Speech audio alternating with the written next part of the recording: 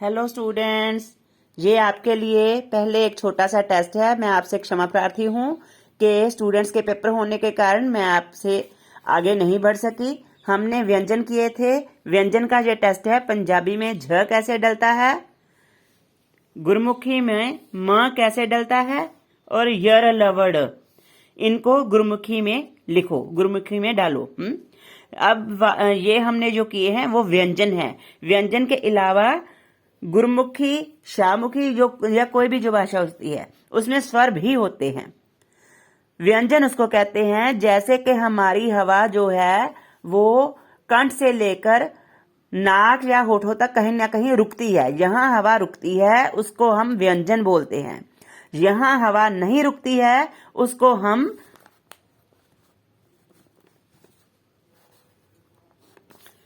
स्वर बोलते हैं।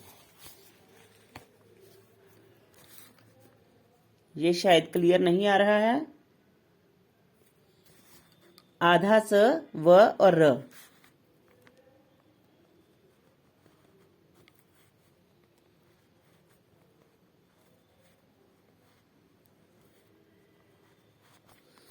इसको हम स्वर बोलते हैं। गुरमुखी में 10 स्वर हैं। यहां हवा नहीं रुकती है तो वो हमें पता कैसे चलेगा कि जैसे हम प बोलते हैं तो प बोलने से पहले देखो कि हमारे होठों के बीच बहुत बड़ा एक प्रेशर बना हुआ है। और जैसे हम आ बोलते हैं तो आ ई, हमारे होठों का आकार चेंज होता है लेकिन हवा कहीं रुकती नहीं है। तो जहां हवा नहीं रुकती है वो स्वर है, जहां हवा रुकती है वो व्यंजन है। आज हम स्वर करेंगे। पहले है मुक्ता। मुक्ता के लिए हमारे पास कोई भी चिन्ह नहीं है। उसके बाद है आ। वो जो देवनागरी का आ है वो अक्षर के बराबर पड़ता है, लेकिन गुरमुखी का जो आ है पढ़ता तो वैसे ही लेकिन आधा पड़ता है। जैसे हमने यहां आधा ही लिखना है तो हम लिखेंगे आधा, कि इसको हम पूरा नीचे तक डालते हैं। लेकिन अब हमने गुरमुखी में लिखना है तो ये आधा पड़ेगा, पूरा नीचे तक नहीं आएगा।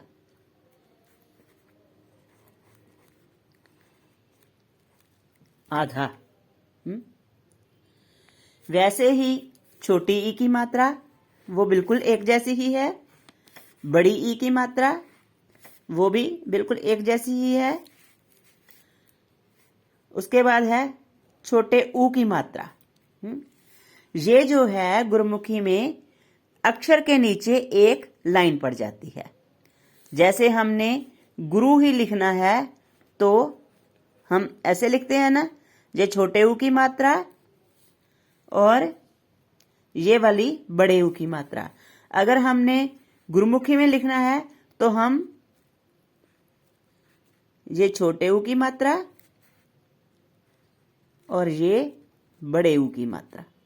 जब दो लाइन डल जाती हैं तो वो है बड़ा ऊ।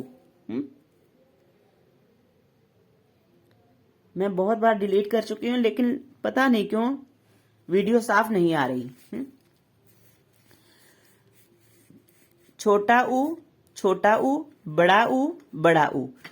ये देवनागरी में तो कहीं कहीं अक्षर के बीच पड़ता है, लेकिन गुरमुखी में सिर्फ व्यंजन के नीचे ही ये स्वर पड़ते हैं।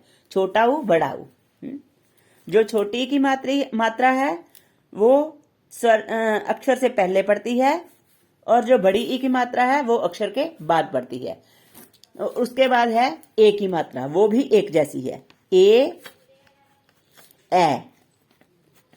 वो बिल्कुल एक जैसी है।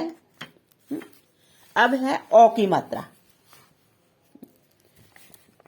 इसको मैं स्पीड में इसीलिए ले रही हूं क्योंकि ये आधे तो एक दूसरे से मिलते ही हैं, इसके लिए आपको इतनी मेहनत करने की जरूरत नहीं पड़ेगी।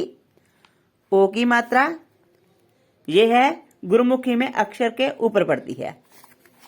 अगर हमने ओ ही लिखना है ओ तो गुरमुखी में अ के ऊपर ओ। ऐसे ही है। बड़े ओ की मात्रा, बड़ा ओ गुरुमुखी में ऐसे डलता है। ये अक्षर के बाद डलता है, छोटा ओ बड़ा ओ, लेकिन यहां गुरुमुखी में ये अक्षर के ऊपर डलता है। अगर हमने लिखना है कौन,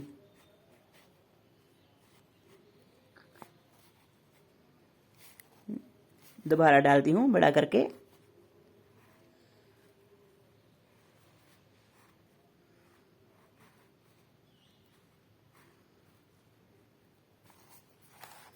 तो पंजाबी में कौन है, कौन बनता है, न की जगह ण बनता है।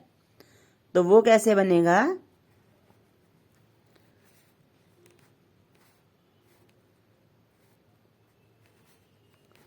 अगर हमने यही लिखना है तो वो कैसे लिखेंगे,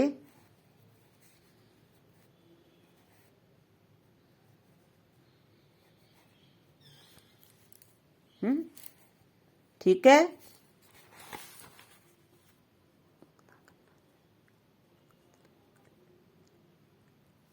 ये आज के स्वर हैं।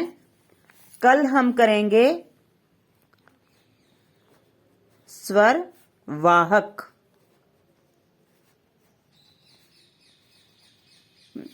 ये हमारा कल का चैप्टर है कि स्वर वाहक क्या होते हैं। यूं तो आप इनके बारे में जानते हैं, लेकिन बहुत बार ये होता है कि हमें पता ही नहीं होता कि स्वरवाहक बोलते कैसे हैं। जैसे मैंने बड़े बड़े इंग्लिश वालों को भी पूछा है कि पंजाबी वाले, इंग्लिश वाले सभी बहुत जल्दी से बता देते हैं कि 5 वॉवल्स होते हैं, लेकिन 5 वॉवल्स को वॉवल्स क्यों कहा जाता है ये उनको मालूम नहीं होता है।